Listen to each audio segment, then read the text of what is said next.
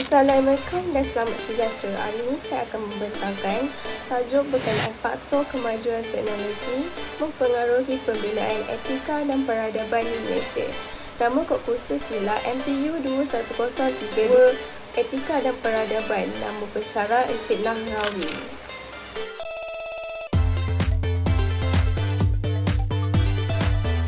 Pengenalan mengenai kemajuan teknologi. Pada era globalisasi ini, kemajuan teknologi amat meluas di seluruh negara. Malah penting dalam kehidupan seharian dan ini juga mampu memajukan ekonomi negara. Tambahan pula, untuk mendalami apakah itu teknologi, marilah kita ke isi yang seterusnya.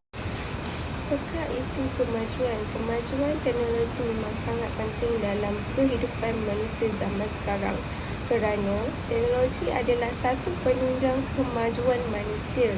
Pada masa ini, teknologi telah banyak membantu memperbaiki ekonomi, pembangunan, pendidikan dan banyak lagi.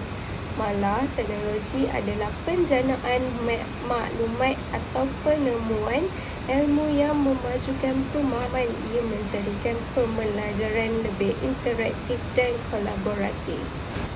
Disebabkan kemajuan teknologi, masyarakat Indonesia telah terdedah kepada budaya masyarakat luar. Dengan adanya teknologi seperti telefon pintar, komputer dan juga televisyen telah memberi peluang kepada orang ramai untuk mengetahui perkembangan semasa termasuklah dari negara. Apakah itu teknologi? Teknologi merupakan satu konsep yang luas dan mempunyai lebih daripada satu tarifan. Tarifan yang pertama ialah pembangunan dan penggunaan alatan, mesin, bahan dan proses untuk menyelesaikan masalah manusia. Perkataan teknologi ialah kata teknologi bermaksud kajian teknik. Saya berasal dari bahasa Yunani teknologia yang terdiri daripada teknik yang bermaksud seni craft dan logos kajian dirawat. Istilah ini boleh digunakan secara umum atau dalam keadaan tertentu, contohnya teknologi perubatan, teknologi pembinaan dan teknologi maklumat.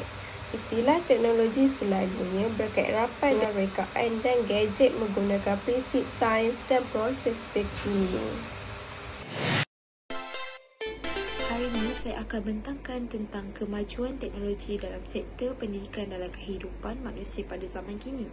Perkembangan teknologi adalah meningkatkan dalam sektor pendidikan. Kemajuan dalam teknologi komputer dan era baru pendidikan ingin memastikan bahawa revolusi maklumat akan mempengaruhi hidup seseorang manusia dengan cara yang lebih mendalam dan serta menyeluruh. Sebelum ini, pendidikan khususnya di peringkat tertiari iaitu pendidikan tinggi yang merujuk kepada semua pendidikan formal iaitu lepasan sekolah menengah termasuk universiti awam dan swasta, kolej, institut latihan teknikal dan sekolah vokasional. Ini adalah kerana selain daripada kemahiran 3M iaitu membaca, menulis dan mengira, ia juga menggunakan kaedah mengambil masa yang lama kerana pelajar perlu mentafsir buku-buku yang berkaitan untuk menghasilkan laporan atau menyiapkan tugasan. Tetapi dengan kemudahan internet, pelajar boleh menyediakan laporan atau menyiapkan tugasan dalam tempoh masa yang lebih pantas berbanding menulis dengan menggunakan kertas. Satu lagi kemahiran yang diperlukan oleh pelajar untuk bersaing pada zaman kini ialah celik komputer. Pendidikan secara interaktif semakin diketengahkan supaya dapat menarik minat pelajar. Ia bukan sahaja memberi kesan terhadap ilmu dan pengetahuan pelajar, malah dapat membantu mereka untuk berfikir secara kreatif dan inovatif. Pada masa yang akan datang, tiada lagi pembelajaran yang membosankan supaya pelajar dapat menikmati ilmu dan pengetahuan dalam bentuk yang mereka sukai. Akhir sekali, dengan adanya perkembangan sains dan teknologi, maka pendidikan dapat ditambah baik dan dapat memberikan kesan yang positif serta efisien kepada pelajar. Contoh peranan teknologi dalam pendidikan. Yang pertama, meningkatkan kecekapan dan keberkesanan hasil pembelajaran. Yang kedua, menjadikan proses pengajaran dan pembelajaran lebih aktif. Yang ketiga, mewujudkan suasana pembelajaran yang menyeronokkan. Yang keempat, meningkatkan kemahiran guru dan pelajar. Yang kelima, memberi peluang pembelajaran yang sama kepada pelajar yang pelbagai keupayaan. Keterangkan tentang faktor mempengaruhi teknologi pembinaan di Malaysia. Okey, faktor yang pertama adalah isi dia adalah faktor mempengaruhi ekonomi politik. Politik ni macam mana? Iaitu adalah sama ada dari segi pembinaan kita mendapatkan itu pertanian, perladangan dan juga pelombongan. Antara tiga ini adalah pertanian adalah dibuat daripada iaitu sawah padi. Selain itu juga bukan sahaja sawah padi, antaranya biji benih ataupun baja yang ditanam ataupun dijual oleh masyarakat lah. Okey, yang kedua pula adalah pelombongan. Pelombongan ni macam orang kata dari segi tanah, apa semua, rumah wasiat ataupun apa-apa saja yang menyebabkan pelombongan lah. Okey, yang ketiga adalah perdagangan. Perdagangan ni macam orang kata dari segi kita punya perdagangan, mungkin mungkin perdagangan Malaysia dekat luas ni adalah dari segi kita punya ekonomi, kemajuan masyarakat untuk kita bangunkan bagaimana untuk jadikan masyarakat itu maju dan juga jadikan satu masyarakat yang ada sikap toleransi dan juga bekerjasama dalam membuat sesuatu, iaitu seperti pertanian tadi. Kita kena tahulah adalah pula contohnya dari segi pembinaan itu seperti konkrit ataupun yang perlu kita buat sama ada bangunan ataupun apa sahaja. Dari segi teknologi seperti IT ataupun handphone ke ataupun apa sahajalah dari segi handphone